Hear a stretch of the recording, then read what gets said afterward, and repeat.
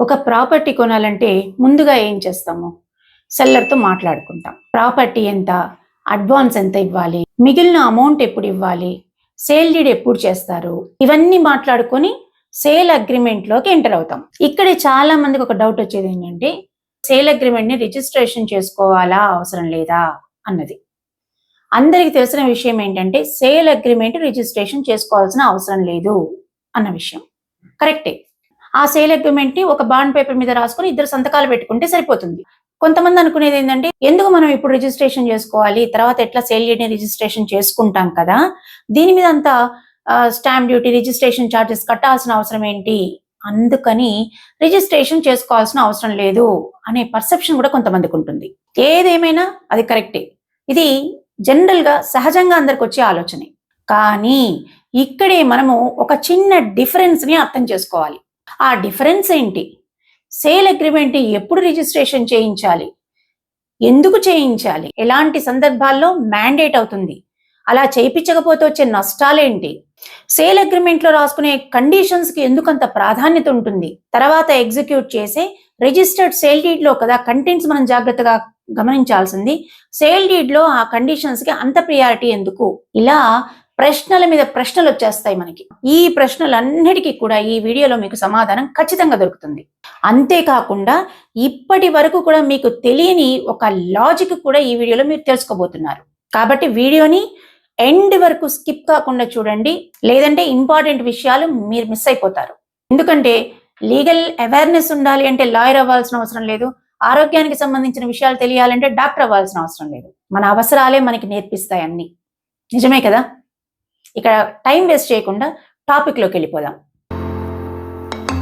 అసలు agreement of sale కి sale deed కి ఉండేటువంటి ఆ డిఫరెన్స్ ఏంటో ముందు మనం అర్థం చేసుకోవాలి.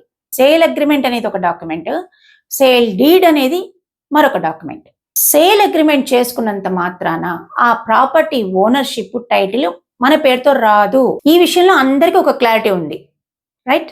సేల్ అగ్రిమెంట్ అంటే ఈ ప్రాపర్టీని నేను ఈ ధరకు అమ్మడానికి అంగీకరిస్తున్నాను అని సెల్లర్ చెప్పడం. ఇందులో రాసుకున్నటువంటి టర్మ్స్ ప్రకారం డబ్బు చెల్లిస్తే కనుక నేను నీ పేరుతో సేల్ డీడ్ ని రిజిస్ట్రేషన్ చేయడానికి రెడీగా ఉంటాను.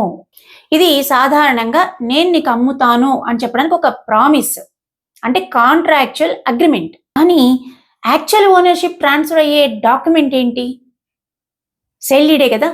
అందుకని అగ్రిమెంట్ ఆఫ్ సేల్ చేసుకున్నటువంటి వ్యక్తి ఈ ప్రాపర్టీ నాది అనడానికి లేదు. ఈ ప్రాపర్టీ పైన మనకి ఓనర్షిప్ రావాలి అంటే లా రికగ్నైజ్ చేసినటువంటి ప్రాపర్ కన్వేయన్స్ అనేది అవసరం, అంతే కదా. ఇప్పుడు మనం అసలు ప్రశ్నకు వద్దాం. అగ్రిమెంట్ ఆఫ్ సేల్ ఎప్పుడు రిజిస్టర్ చేయాలి? ప్రతి అగ్రిమెంట్ ఆఫ్ సేల్ ని కూడా రిజిస్ట్రేషన్ చెయ్యాలా? అవసరం లేదు అని మన చట్టం చెప్తుంది. మరి అయితే ఎలాంటి అగ్రిమెంట్ కు రిజిస్ట్రేషన్ చెయ్యాలి అన్నది ఇంకో ప్రశ్న. దీనికి సమాధానం తెలియాలంటే మనం కొన్ని విషయాలు గమనించాలి.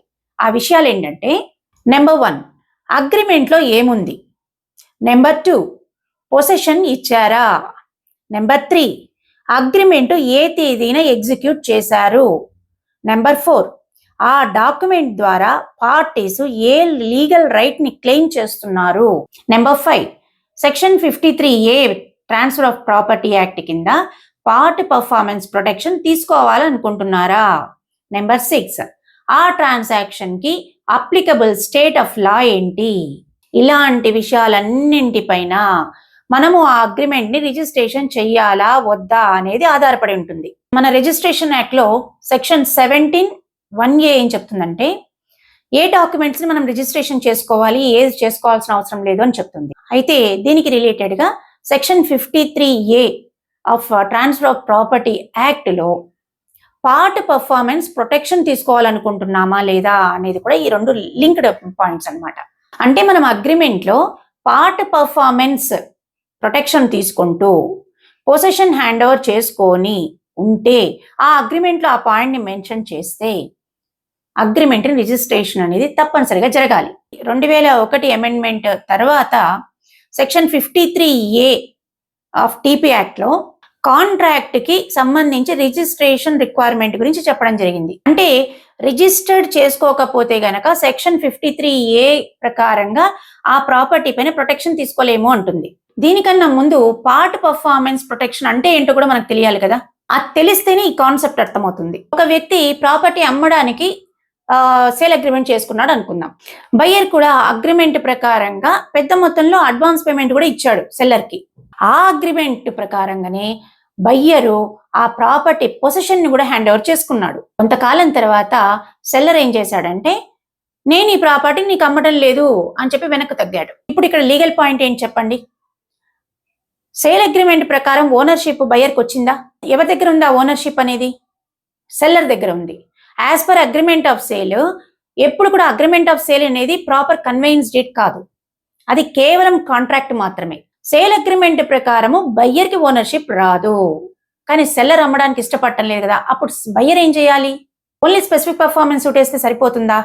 దానిలో ఉండాల్సినటువంటి మెయిన్ ఇంపార్టెంట్ మనకు చట్టం మనకి ఇచ్చిన హక్కు ఏంటి అవి తెలిసి ఉండాలి కదా.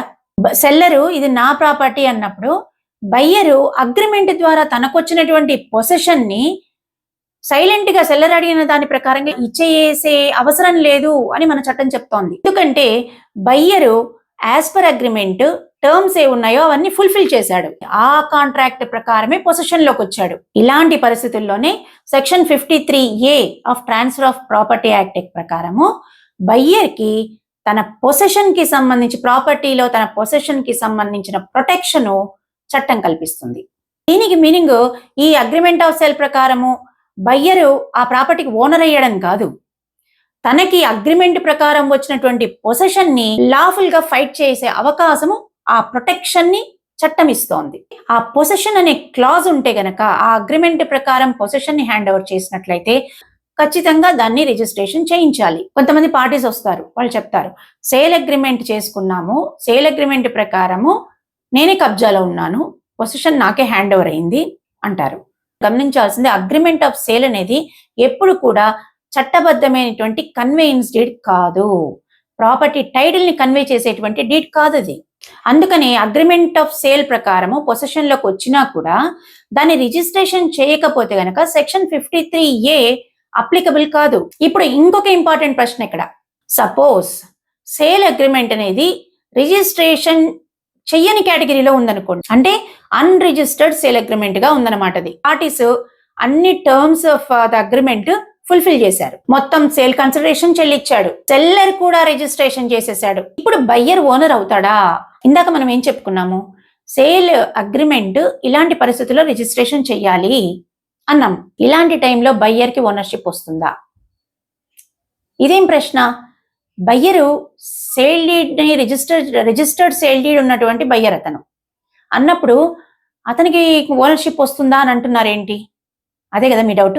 ముందున్నటువంటి అన్రిజిస్టర్డ్ సేల్ అగ్రిమెంట్ అయినా కూడా దాని ద్వారా పొసెషన్ వచ్చినా కూడా ఈ సేల్ డీడ్ కూడా ఇన్వాలిడ్ అవుతుందా అన్నది కోర్టు చూస్తుంది. ఇక్కడ అందరూ చాలా జాగ్రత్తగా అర్థం చేసుకోండి, ఇది చాలా ఇంట్రెస్టింగ్ పాయింట్. ఎప్పుడైనా సరే మనం ప్రాపర్టీ కొనుక్కుంటున్నామంటే దాని ఒరిజినల్ ట్రాన్సాక్షన్ మీద మన కాన్సన్ట్రేషన్ ఉండాలి. ఒరిజినల్ ట్రాన్సాక్షన్ ఏంటి? Basic agreement of sale. మనం చేతిలో ఇప్పుడు ఉండేటువంటి సేల్ డీడ్ ని పట్టుకొని మాట్లాడకూడదు, దాని ఒరిజినల్ ట్రాన్సాక్షన్ ఏముందో దాని గురించి అక్కడి నుంచి మనం మొదలు పెట్టాలి. అప్పుడే కదా మనకు అమ్మిన వ్యక్తికి టైటిల్ ఉందా లేదా అనేది అర్థమయ్యేది.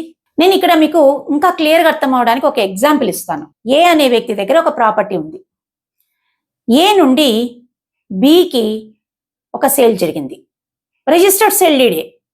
బి నుంచి సికి మళ్ళీ ఒక రిజిస్టర్డ్ సేల్ డీడ్ జరిగింది. అగైన్ సి నుంచి డికి మళ్ళీ ఇంకొక రిజిస్టర్డ్ సేల్ డీడ్ జరిగింది. ఇప్పుడు ప్రాపర్టీ ఎవరి దగ్గర ఉంది? డి దగ్గర ఉంది, డాక్యుమెంట్ డి దగ్గర ఉంది, ఫైనల్ పొజిషన్ లో ఉండేది కానీ ఫైనల్ ఓనర్ ఎవరు అంటారు? డి అంటారు. కాబట్టి ఇప్పుడు డి ఏమంటాడు? నేను అసలు ఓనర్ని, సేల్ డీడ్ నా దగ్గర ఉంది, నేనే ఫైనల్ ఓనర్ని, బోనఫైడ్ పర్చేజర్ని నేనే అంటాడు డి. కానీ చట్టం అడిగేది ఏంటో తెలుసా? నీకు సేల్ డీడ్ ఎగ్జిక్యూట్ చేసిన సికి టైటిల్ ఎక్కడి నుంచి వచ్చిందో నీకు తెలుసా అని అడుగుతుంది. ఇక్కడ మనకి తెలుసు సికి బి నుంచి వచ్చింది, బికి ఏ నుండి వచ్చింది. ఏ నుంచి బికి ఇద్దరి మధ్య జరిగినటువంటి ట్రాన్సాక్షన్ ఒరిజినల్ ట్రాన్సాక్షన్, అదే ఒరిజినల్ డాక్యుమెంట్. అది ఆ ఒరిజినల్ ట్రాన్సాక్షన్ వాయిడ్ గా ఉందా అనేది చూడాలి, అదే చూస్తుంది కోర్టు. ఎందుకంటే అక్కడి నుంచే కదా ఈ టైటిల్ చైన్ అనేది స్టార్ట్ అయింది. అందుకనే ప్రాపర్టీలలో ఒక సింపుల్ ప్రిన్సిపల్ ఉంది, you cannot simply look at the last document and ignore the root of title. నీకు రిజిస్టర్డ్ సేల్ డీడ్ ఉండడం ముఖ్యమే, కానీ నీకు అమ్మిన వ్యక్తికి అసలు టైటిల్ ఉందా లేదా అని తెలుసుకోవడం ఇంకా ముఖ్యం. సేల్ అగ్రిమెంట్లో ఉండేటువంటి కండిషన్స్ కూడా చాలా జాగ్రత్తగా గమనించాలి. దాన్ని బేస్ చేసుకునే సేల్ అగ్రిమెంట్ని రిజిస్ట్రేషన్ చేయాలా అవసరం లేదా అనేది ఆలోచించాలి. కానీ ఇది చూడడానికి కానీ వినడానికి కానీ చాలా రీజనబుల్ గానే అనిపిస్తుంది.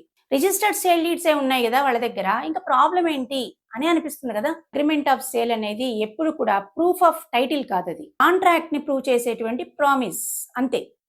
ఒక ప్రాపర్టీని మనం ఎందుకు రిజిస్ట్రేషన్ చేసుకుంటాము? ముఖ్య ఉద్దేశం ఏంటంటే ప్రాపర్టీ ట్రాన్సాక్షన్ ఆర్డర్లీనెస్ కి, డిసిప్లైన్ కి, పబ్లిక్ నోటీస్ కి తీసుకురావడం కోసం చేసుకుంటాం.